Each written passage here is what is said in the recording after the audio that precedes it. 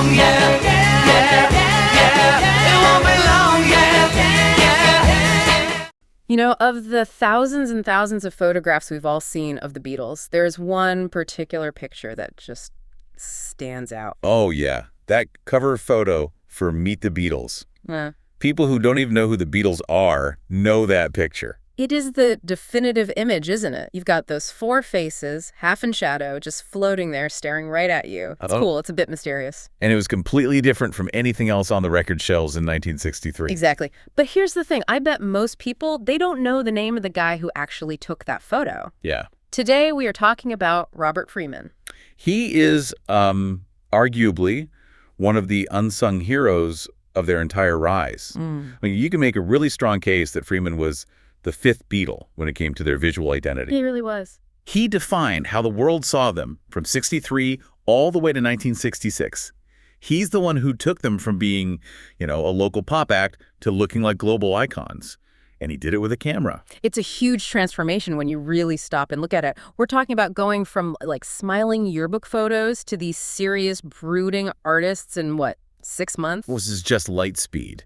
But the really fascinating part of the story, I think, isn't just how he built that image. It's why, in the end, the band had to leave him behind to keep evolving. It's a story about art and accidents and just the insane speed of the 1960s. It really is. So let's get into it.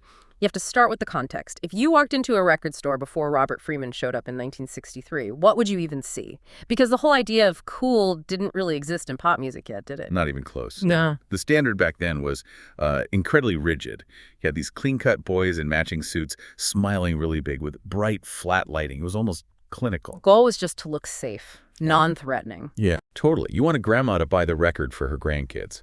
It was commercial. It was cheesy. It was so cheesy. It was pure marketing, not art. But then Robert Freeman shows up in August of 1963. And the key thing to get here is his background. Freeman was not a pop photographer. Right. He was a jazz photographer. And that makes all the difference. I mean, he'd worked with legends like John Coltrane. In the jazz world, you don't ask the musician to smile for the camera. No, you're trying to capture the intensity, the art. The seriousness, the sweat, the smoke in the room. Freeman knew how to make musicians look moody and deep, not just approachable. He brought that whole Blue Note Records vibe to a pop band, which was just unheard of. So he meets the Beatles. They do this shoot for With the Beatles or Meet the Beatles here in the States. And the lighting on that photo is so specific, that heavy contrast. Chiaroscuro. It's an art technique. Goes all the way back to Rembrandt. It's all about the drama between light and dark. But here's the funny thing. You look at that cover, you assume they spent hours in a fancy studio with all sorts of lighting rigs. But the real story is so much scrappier. Oh, way scrappier. It wasn't a studio at all. It was a hotel corridor, the Palace Court Hotel in Bournemouth. I love that. It's so guerrilla filmmaking, but for photography. Paul McCartney's talked about this. It was an incredibly quick session. They were in this hotel, and there was just a window at the end of a long hallway letting in natural light. So no fancy equipment? None. Freeman just had them stand there, so the light hit one side of their faces and the rest just fell into shadow. He didn't use a flash, no reflectors. He just let the darkness be dark. And then there's the styling. The black turtlenecks, no collars, no ties, and most importantly, no smiles. It looks like a French art film poster. That's exactly the vibe. It looked like French existentialism, not I want to hold your hand. Yeah. And you have to remember, their manager, Brian Epstein, had spent so much time making them look clean and respectable. Then Freeman comes along and makes them look like they could not care less what your parents think. And that is the absolute definition of cool. But was Epstein okay with that? I mean, it seems like a massive risk to take your lovable mop tops and just face it. It was a huge risk. Apparently, Epstein was really nervous about it. He thought it would put off the fans. But the band, they loved it. They insisted. They wanted to look like the artist they admired. And that one decision basically creates the visual vocabulary for all of rock credibility. It really does. After that album, you see the Rolling Stones, the Kinks, who everybody starts doing the moody faces in the darkness thing. Freeman didn't just take a picture, he changed the rules. Okay, so that's 63. They've got this cool, arty look. Then 1964, we get the film A Hard Day's Night. Freeman's back for the album cover. Right, and normally a soundtrack album would just have a still from the movie on the cover. Super boring. Yeah, but Freeman created that famous grid of faces. 20 little shots, 5 for each Beatle. It looks like a contact sheet or something. That was the idea. It sort of mimics the frames of a movie reel. It was playful, but it wasn't childish. It was a signal that the movie wasn't just some cash grab. It was art. It had structure. It's almost Warhol-esque. But then later that same year, we get Beatles for sale. And this is where I think Freeman does something really, really radical. Because they don't look cool. They don't look playful. They look miserable. You do. And that was not an accident. This is late 1964. You have to remember, they had just spent an entire year being chased around the world. They'd conquered America. They toured everywhere. They were recording constantly. They were just exhausted. And Freeman just decided to show that instead of hiding it. He went the other way. He captured the truth of it. The shoot was in Hyde Park in the autumn. The light is fading. It's that late afternoon golden hour. And they're just staring at the camera with these tired, almost sad expressions. I just can't imagine another pop band agreeing to that. Hey guys, for the new album, let's put a picture on the cover where we look like we'd rather be anywhere else. But that's the thing. Because it was Freeman, he made that exhaustion look cool. He framed it as this kind of world weariness. It gave them weight. It gave them gravitas. It showed they were actual human beings, not just smiling pop puppets. What a gamble. Okay, so moving into 1965, we get the Help album. And this is where we start to see some, let's call them creative liberties. Huh. Or just straight up mistakes that looked good. Exactly. So the cover, you've got the four of them in ski gear, holding their arms up in semaphore positions. And for like 40 years, everyone just assumed they were spelling H-E-L-P. But they're not. Not even close. If you actually translate the semaphore, they're spelling N-U-J-V. N-U-J-V. What is that? A secret code? It's nothing. It's total gibberish. What happened was Freeman set up the shot, and he realized the real arm positions for H-E-L-P just didn't look good. The composition was off. Yeah, it looked cluttered and awkward. So he just told them to move their arms around until the shapes looked nice and balanced. He prioritized the aesthetic over the actual message. Totally. Which is such a Freeman thing to do. It had to look right.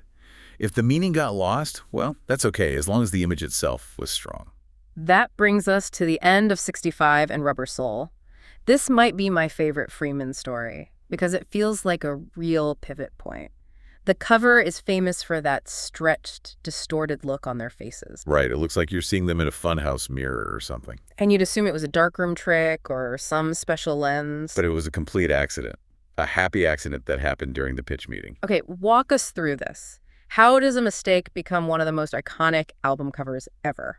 So Freeman is showing the band the photos from the shoot. This is before laptops, so he's using a slide projector. He has this piece of white cardboard that's cut to the exact size of a record sleeve, and he's projecting the slides onto it. So they can see how it'll look on the album. Exactly. And while he's showing them the pictures, the cardboard, which was just propped up on a table, it slips. It falls backward just a little bit. Ah, so it's at an angle now. Right. And because the card was at an angle to the projector, the image got stretched out, elongated. And the band didn't say, whoops, fix the card. No. They all shouted, "That's it, do that." They loved it. The album was called Rubber Soul, and that stretched, rubbery look, it just fit perfectly.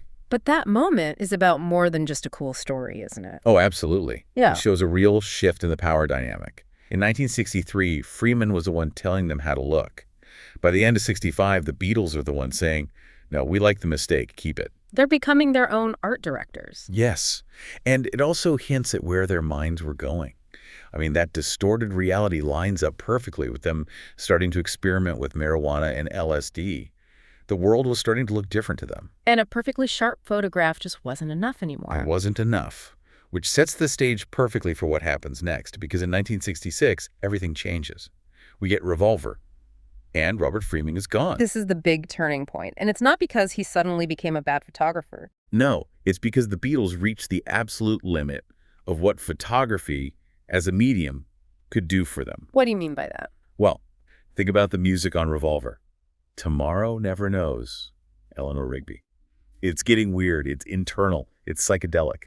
Freeman could make them look moody. He could make them look playful. He could even do distorted, but he couldn't do mind expanding. You can't really take a picture of a hallucination. Exactly. Photography captures the surface of reality. The Beatles were trying to get underneath the surface, so they needed a new medium. So they bring in Klaus Voormann. Their old friend from Hamburg. Yeah. And he's a graphic artist. He creates that incredible pen and ink collage. Yeah. It's surreal. It's got drawings mixed with photos. It was a signal that they weren't trying to look like cool jazz guys anymore. They were exploring inner space. It's a huge jump. And then, of course, the next year, 1967, you get Sgt. Pepper's Lonely Hearts Club Band. The ultimate cover. And Freeman is nowhere near it. Not even in the conversation. By that point, they wanted pop art.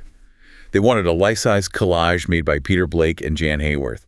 The whole visual language had shifted from, captured reality, which was Freeman's thing, to constructed fantasy. That seems kind of cold, doesn't it? I mean, the guy defines their look for 3 solid years, makes them icons, and then he's just out. It does feel a bit ruthless. But you have to look at the speed they were moving at. The cultural distance between Meet the Beatles and Sgt. Pepper is only 3.5 years. But it might as well be a century. Freeman belonged to the era of turtlenecks and black coffee. And the band was moving into Paisley and Indian mysticism and the avant-garde. And even later, when they arguably could have used him like for Abbey Road in 1969, which is just a simple photo, they didn't call him. Why do you think that is? He could have taken that shot easily. Well, part of it was probably practical. By 68, 69, the Beatles weren't really a tight-knit group anymore. They were arguing, recording separately.